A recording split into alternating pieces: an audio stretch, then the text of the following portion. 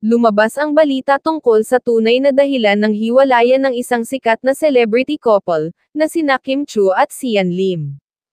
Balitang nag-away na naman ang showbiz couple na ito, dahil muling nagselos si lalaki sa mga kasama sa bagong show nito.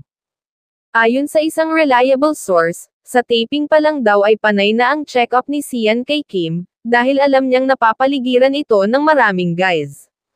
At si Kim naman daw ay panay ang sabi na huwag itong mag-worry dahil deadma siya sa mga ito. Pero iba pa rin daw ang pakiramdam kaya gusto nitong puntahan sa taping ang kanyang girlfriend.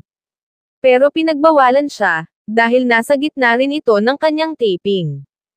Kaya tuwing break daw nito, panay ang tawag ito sa aktres, na syempre ay hindi sumasagot dahil nasa gitna ito ng kanyang trabaho. Dahil sa kapreningan, kung ano-anong messages ang iniwan niya sa girlfriend niya. May voicemail, video message at text message. Lahat ng mga mensahe ay galit siya kung bakit hindi sinasagot ang mga tawag niya. Ayon pa sa source, nagtatrabaho raw si Kim ng maayos, pero ang kapreningan ng boyfriend nito ang nakaka-distract sa kanya. Tumigil daw ito sa pagiging praning, or else tututuhanin niya ang mga binibintang nito sa kanya.